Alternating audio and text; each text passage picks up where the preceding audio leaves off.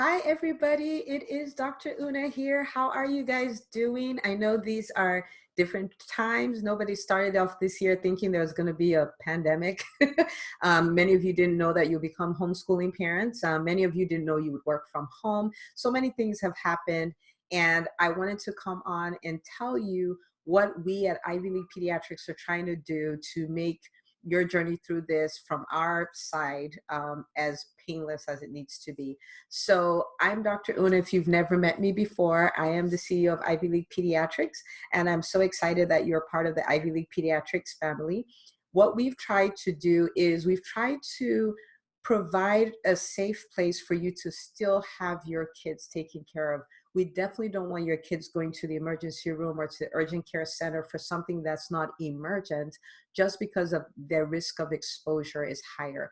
So in the office, we've eliminated any visits that are to people who have traveled to certain places or that have fevers and coughs that have been exposed to anybody who has coronavirus. And even for those sick visits, for the most part, we are bringing them in through a different entrance. We have rooms for them, so the interaction is really limited. We've also worked really hard to make sure that you're not waiting in the waiting room. As soon as possible after you come in and you finish with your paperwork, we're putting you in a room. We're trying to limit that exposure. And in addition to that, we started doing telemedicine. And I've got a lot of questions about it, so I wanted to come on and answer those really quickly. People are like, wait, what is that? What is telemedicine? Telemedicine is really virtual visits. Think of it like FaceTime with your doctor, like literally. So you can do it from your phone. We'll usually send you a link and you can connect that way. Your doctor will be on the other end, and then we will do what we can to have your kids taken care of. And you might be saying, yay, we don't have to do physicals anymore. And the truth of the matter is, we still do. Not everything can be done via telemedicine, but some things can. So if you have a child who has asthma, especially in this time, we don't want them running out of medication. We don't want them overdue for checkups and all that. So we can do those as telemedicine.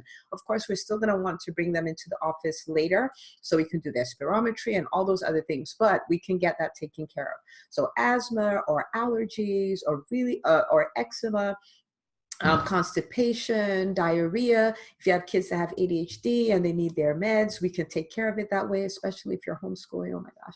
But anyway, so we can take care of that way as well. If you have newborns or you have kids under 6 months and they're having a lot of feeding problems or spitting up and stuff like that, those are some of the things we can take care of via telemedicine. So literally, we are taking care of you from the comfort of your own home. You don't have to come out to the office. So we are open because we definitely want to have those checkups still happening, especially if your kid needs vaccines, right? Because the fact that there's a coronavirus pandemic doesn't mean that measles is still not a problem, meningitis is still not a problem, really bad pneumonia is all the things that vaccines would work to prevent. So we still want you to keep those appointments. Like we said, we're really drastically doing everything we can to limit exposure.